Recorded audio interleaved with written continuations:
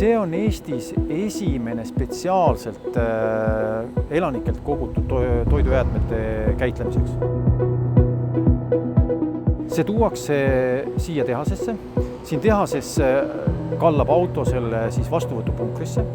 Vastuvõtupunkris see kontrollitakse veel seda materjali, et kas siis ikka on õige kõik. Ja sellest järgmine samm on siis võõrist eraldamine. Puhas biomass siis hakkab liikuma siis nüüd kääritite poole, aga teda kuumutatakse enne.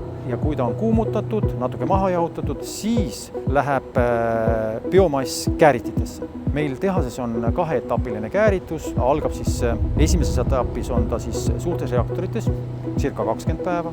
Sealt siis saame kätte siis esimese biogaasi ja esimesed bakterid toimetavad. Ja teises protsessis siis võetakse veel 30-40 päevaga ülejäänud gaas välja. Peale siis gaasi eraldamist on see mass läbi käärinud ja elus protsessi enam ei toimu. Siis läheb ta topeltpuhastisse, kus ta siis eraldatakse tahke ja vedelväetised. Tahkeväetise eraldamise käigus veel tehakse viimane kontroll, et igasugune plastitükikene ka veel võetakse välja, ennem kui siis väetiseks see asi saab. Protsessi käigus siis tekkinud gaas, see siis suunatakse gaasipuhastisse. Peale puhastamist on siis gaas võrgukõlbulik ja pannakse sinna ka see vajalik lõhn juurde, et muidu oleks ta lõhnatu. Ja siis on ta, liigub edasi meie juures siis bussidesse, bussiparki.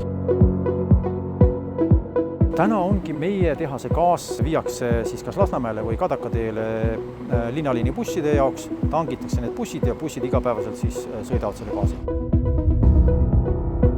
Väetis liigub põllumeestele ja meie tehase selline arvestuslikult vedelväetise kogus kataks ära, asendaks kuskil 360 tonni lämmastikväetist.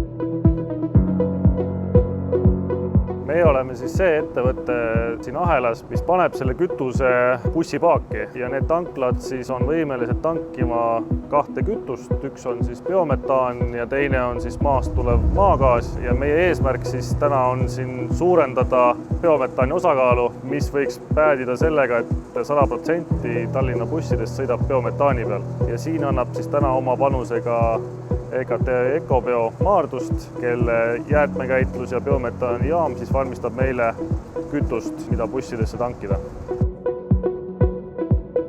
Tallinna linnatranspordil on 350 gaasibussi, mis on linlaste käsutuses ning eelkõige märksõnaks on keskkonnasõbralikkus, need investeeringud, mida on tehtud ning mis kindlasti antud valdkonnas ka lähiaastatel jätkuvad, on ennast väga hästi õigustanud.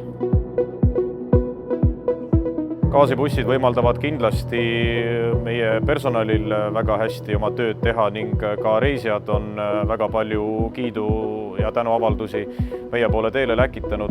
Gaasivaldkonnal on kindlasti Eestis tulevikku, see on kahtlemata keskkonnasõbralik samm ning mina isiklikult olen seda meelt, et sinna tasub jätkuvalt teha vajalikke investeeringuid.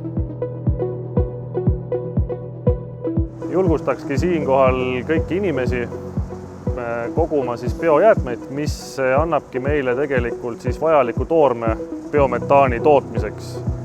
Ja kui see biometaan juba on toodetud, siis ta ka otsapidi jõuab siia bussidesse. Biojäätmetest saab tooteid ja need tooted on siis väetis, vedelväetis, tahkeväetis, biogaas, mis sobib transpordiks ja midagi ei jää järgi.